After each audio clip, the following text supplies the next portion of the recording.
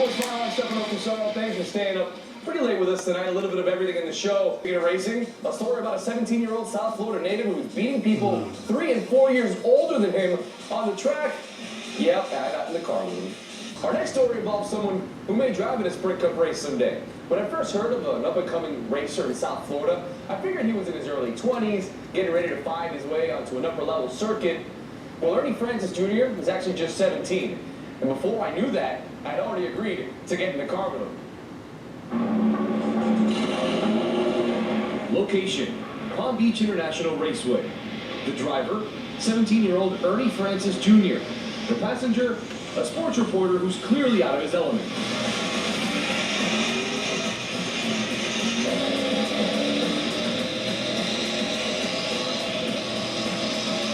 In the end, I was in the hands of one of the best young drivers in the country, something that's been a part of his life since the beginning. I've been racing since I was 4 years old, so pretty much most of my life I've been racing cars and go-karts. My dad's been racing since the early 80s, so I was getting taken to the racetrack all the time, and I really just fell in love with it. I had race car toys, I had a race car bed.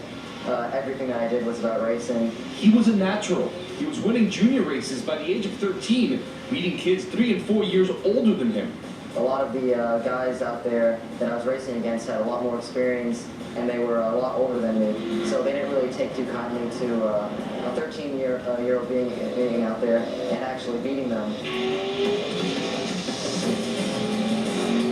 At the age of 15, he was actually able to turn pro and was named Rookie of the Year in the Pirelli World Challenge.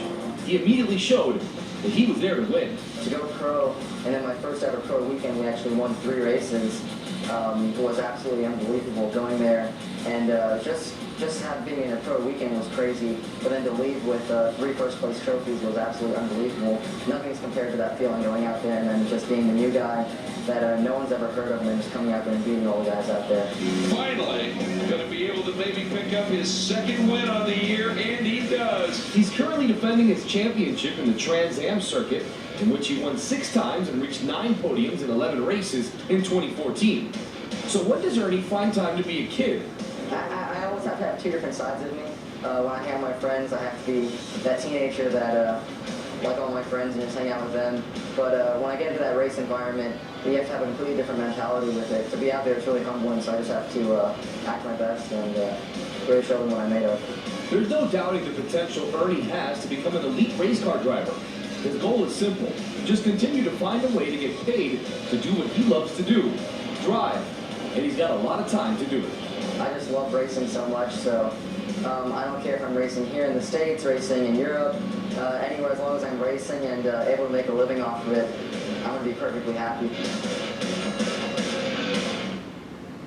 I promise I wasn't freaking out when I was in that car. Anyway, we move on. The sky's the limit for Ernie, anywhere from NASCAR to Formula 1 and beyond. For now, he does have some particular goals. He really wants to win the 24 Hours of Daytona. The winners of that team race this year are all champions Scott Dixon and Tony Kanaan, and 5-time race winner in NASCAR, Jamie McMurray. Lofty goals. He can definitely do it. We're definitely going to see him real soon on one of the major circuits in auto racing.